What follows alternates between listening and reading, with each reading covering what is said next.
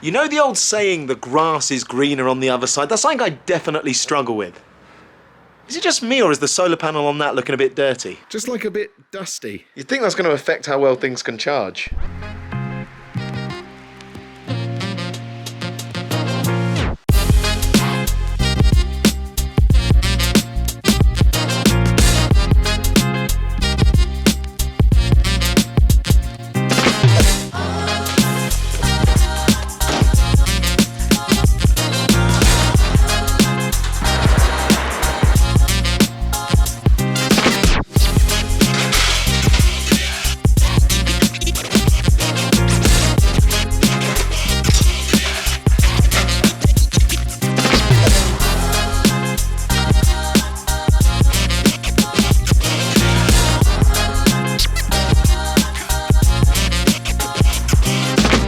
I don't know if this is actually like a good way to clean this, but it's got to do something, right? I've got to be wiping the dust off. Maybe I'm just moving it around. Feel like I'm done though. So let me explain about the grass being greener on the other side. So I'm one of those people who is often guilty of thinking that things would be better if something were to change. If I was to have this thing, or if I was to do this thing differently, or if I was to be in this place, I'm often guilty of thinking to myself, the grass is greener on the other side. I've said it 3 times now, I don't need to say it anymore.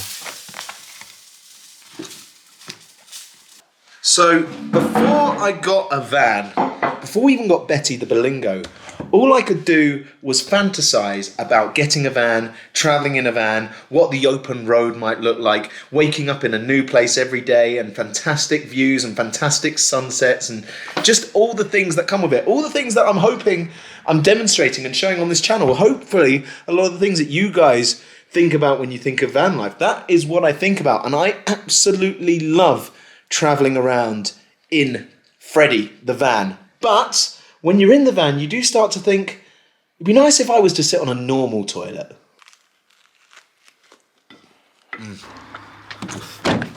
Now, I'm probably not the first person to observe this phenomena, although I like to think I've coined this term. I may not have done, but allow me to introduce you to the van life paradox. The van paradox? Van life paradox. I don't know which sounds better. Charlie, which one sounds better? Van life paradox. The van life paradox. Me and Charlie are going for a walk, by the way, of course.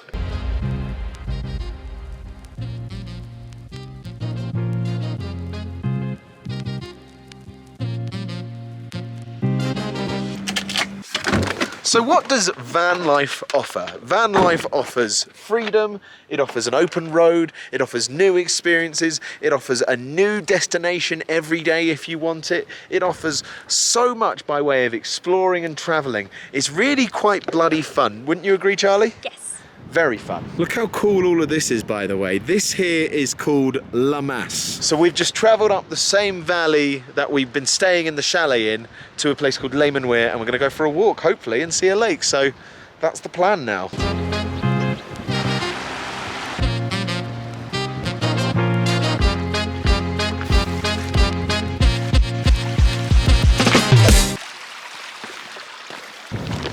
Wow. Look at that. Yeah, it's really flowing. I suppose what van life offers is choice, and it offers it in abundance, but sometimes there's such thing as too much choice. You see, when you have the choice every day of where you want to go, where you want to stay, what you want to see, what are you going to eat, what can sometimes tend to happen is a little bit of choice fatigue or decision fatigue. What's the technical term, Charlie? Choice fatigue, I think. Choice fatigue. That can happen. Charlie just changed her mind. Decision fatigue. Decision fatigue.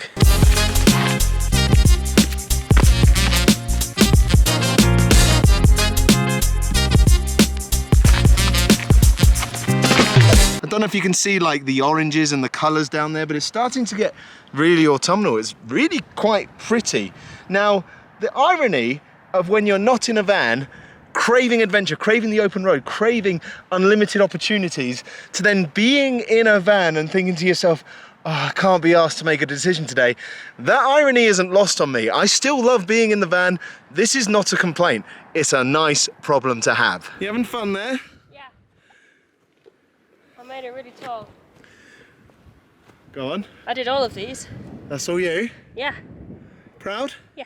But there are some days when you're in the van where you think, wouldn't it be nice if we weren't in the van today, if we weren't moving around today, if we didn't have to make our bed today? Now, in reality, you don't have to move every day. You can stay in one place. You don't have to go through all these decisions that I'm talking about. You could even get a van with a permanent bed. We've decided to not. But the reality with me and Charlie is that we like moving. We don't like staying in one place. We like to see lots of different things, but then we get fatigued by that. This is the paradox.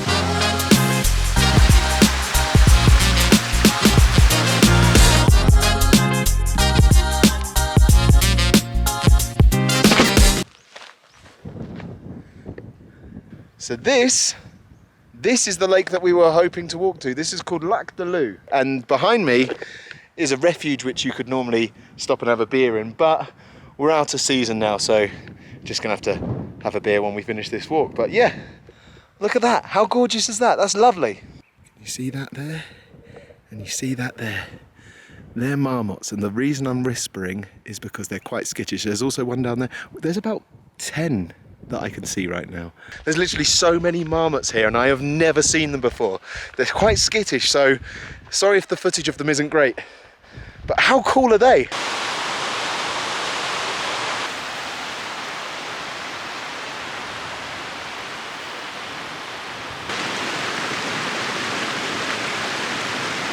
So in the winter, this lake completely freezes over, and Charlie's actually skied across it, haven't you? Yes. You can go off the back of La Masse and ski down across this, can't you? Either La Masse or Keen Caron, not sure. How cool is that?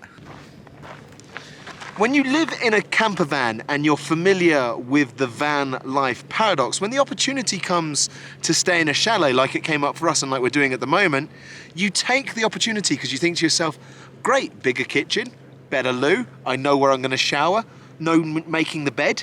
It's all good.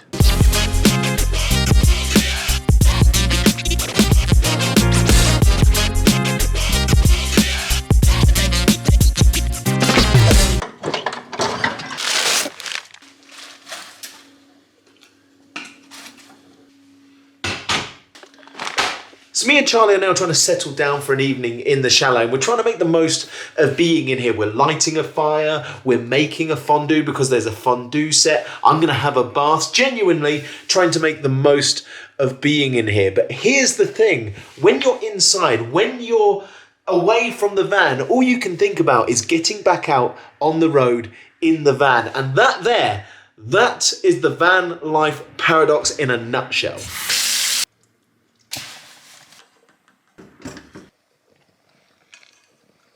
I know this may seem kind of rich, but the van life paradox, talking with my mouth full, that's so rude. The van life paradox applies to all sorts of different areas of life. It's not just van life. And what I've had to teach myself over the years, and granted this might seem rich considering I'm in a chalet eating fondue and I'm about to go back into a van, but the thing that I've sort of had to teach myself is to not look at the world as the grass is greener on the other side, but try and appreciate more what I've got. The grass is greener where you water it. And I think that's the sort of mentality I have to take forward. The benefit of being in a chalet is obvious. The benefit of being in a van is obvious. You've just got to try and enjoy those moments when you're in those moments. I don't know if that makes sense. Does that make sense? Mm-hmm. Anything you want to add? No, my mouth's full of cheese. Her mouth's full of cheese. In other words, I'm going to enjoy chalet life for all it's got this evening, but tomorrow we're back in the van. And I can't wait.